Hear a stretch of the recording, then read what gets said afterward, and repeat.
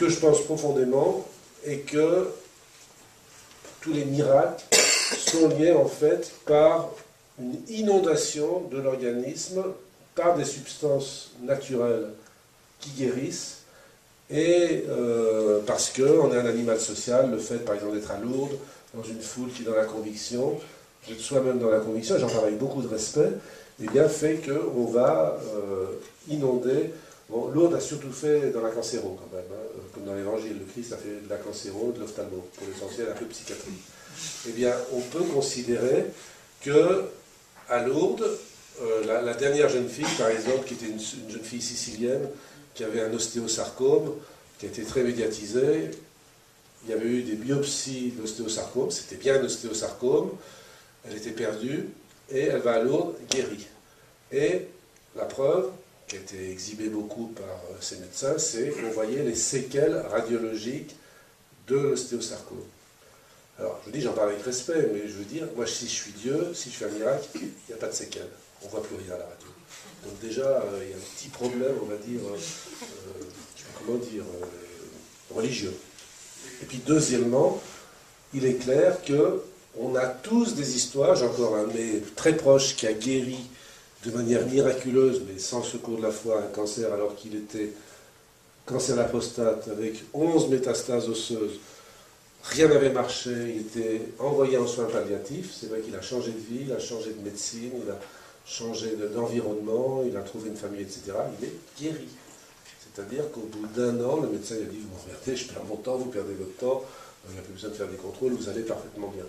Donc on voit qu'il y a des guérisons, et je pense que ce monsieur, il a inondé son organisme d'interférons, qu'il a augmenté son nombre de globules blancs, ce qu'on appelle les lymphocytes killers, et qui s'est mis à détruire joyeusement ces cellules cancéreuses.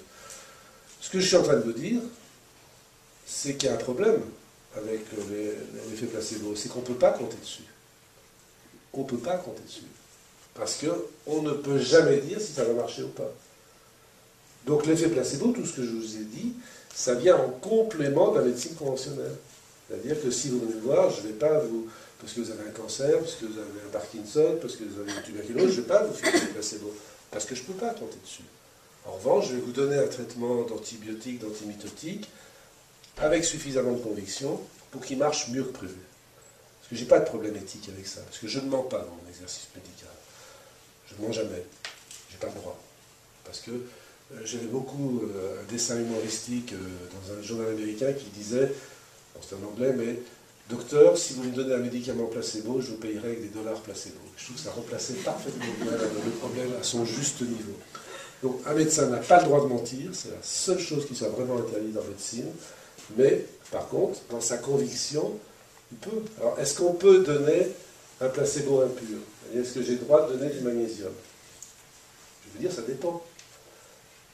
On sait quand même que le magnésium n'a d'efficacité qu'en perfusion dans les troubles du rythme cardiaque. Il n'y a que là qu'il a une indication vraie, remboursée. Dans le reste, on sait qu'il n'a pas d'efficacité objective.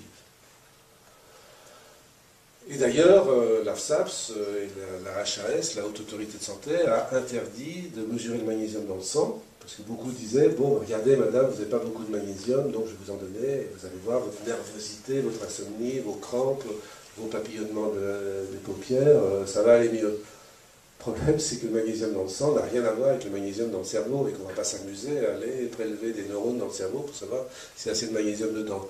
Donc, comme il n'y a pas de lien entre le magnésium sanguin et le magnésium utile, c'est-à-dire celui dans les cellules cérébrales, eh bien, on a décidé qu'on ne devait plus le faire, cette magnésémie. Et donc, on sait quand même qu'il n'y a pas de preuve que le magnésium dans la nervosité marche.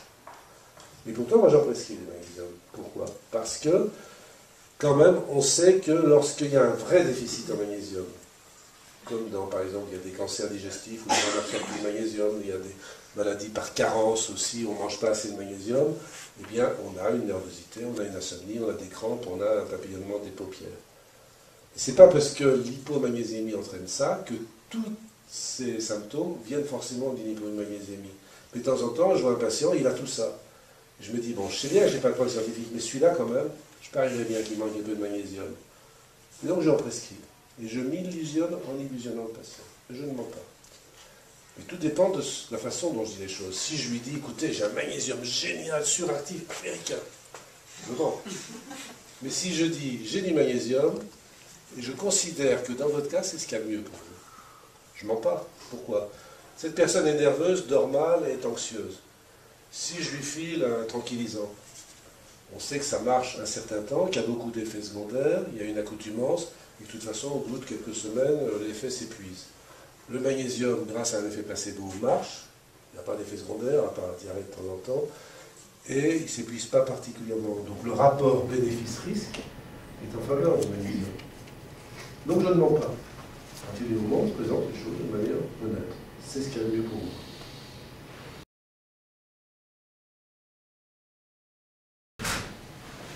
Ça se passe dans les années 60. C'est un guerrier Maasai d'un endroit encore très peu visité, qui a peu d'idées du monde occidental. Et ce monsieur, guerrier de son état, développe un paludisme avec de la fièvre. Donc, qu'est-ce qu'il fait? Il va voir son tradithérapeute, le bas du coin, donc un sorcier. Qu'est-ce qu'il fait? Il l'examine, son diagnostic de fièvre, et puis il va dans la forêt, il voit un arbre avec la racine qu'il recherche, il demande la permission aux esprits de l'arbre de prélever la racine, il prend la racine, et la racine c'est toujours une racine. Puis ensuite il l'emporte dans sa case, et il le met sur un autel, et il fait une danse avec des fumigations, une danse, un chant, où il donne le nom du guerrier, et il invoque la guérison. Et à partir du moment où il a fait ce rituel, il prend la racine qui est devenue un remède, qu'il donne au patient, au Maasai, et très souvent ça marche. Donc, ça c'est la description classique. Et dans cette histoire, ça n'avait pas marché. C'est-à-dire que le guerrier Maasai avait toujours sa fièvre. Donc il a décidé de recourir à ces flying doctors qui venaient donc en avion occidentaux pour avoir une autre approche. Pour lui c'était exotique.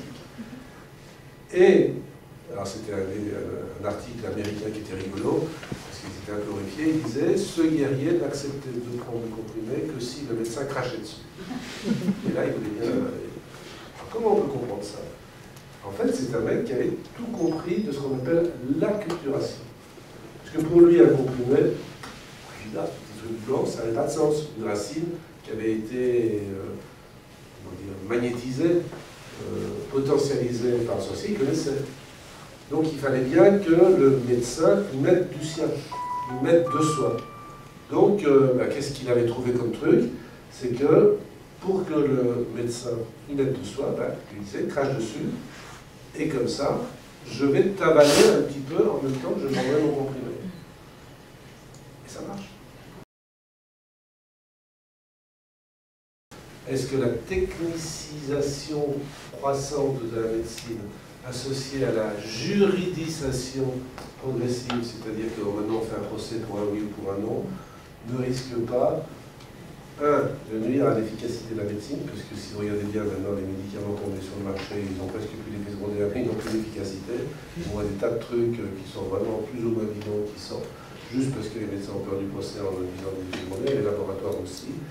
Et puis deuxièmement, l'autre question que vous posez, c'est est-ce que le fait de se planquer derrière le scanner et la prise de sang fait que le médecin perd un peu son âme de clinicien? C'est la raison sur les deux tableaux. Et bon, c'est vrai qu'avec ces étudiants, on essaye de dire que ce qui prime, c'est la clinique, mais on n'est pas toujours entendu. Et maintenant, on voit que beaucoup de gens, ils prescrivent une prise de sang avant d'avoir même examiné correctement le patient, ce qui est une vraie catastrophe. Une vraie catastrophe, parce qu'une prise de sang n'a de sens que si justement il y a eu un examen clinique. En plus, c'est une erreur, c'est une technicisation, c'est une scientisation, c'est pas une scientifisation. C'est-à-dire que c'est faux. Mais ce que vous dénoncez est vrai. En plus, il y a des tas de choses qui sont faites sans précaution. Par exemple, les génériques. Je suis pour les génériques. Ça vous fait dépenser moins de sous à la Sécu. Mais le problème, c'est que quand vous avez 80 ans et que ça fait 20 ans que vous prenez du Sargénor, c'est un joli mot, Sargénor avec une bonne présentation homophilique de l'arginine, pas très poétique, et tout d'un coup, ça marche plus. Alors c'est vrai que c'est que du placebo, mais je pense que les pouvoirs publics, ils auraient pu prendre la précaution quand même de faire au moins une étude pour voir les conséquences du changement de nom, pour des trucs qui sont pareils certes, mais qui n'ont pas la même présentation et pas le même nom. Et on voit des tas d'effets secondaires sous-générique lié à un effet nocebo et qu'il faut prendre en compte.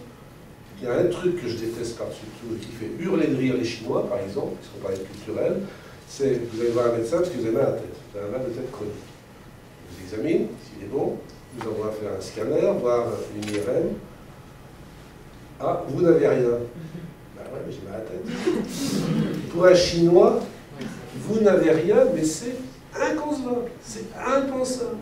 Je n'ai pas rien puisque j'ai mal à la tête. C'est moi qui ai raison, c'est pas le scanner. Si j'ai mal à la tête et vous ne trouvez pas ce que j'ai, c'est vous qui êtes un âne, docteur. Parce que moi j'ai mal à la tête, je sais que j'ai mal à la tête. C'est pas parce que c'est pas organique que j'ai pas mal. Et c'est là qu'on voit que souvent la culture des patients ne rejoint pas la culture des médecins. C'est là qu'il risque d'y avoir un divorce, de vous dénoncer à juste titre.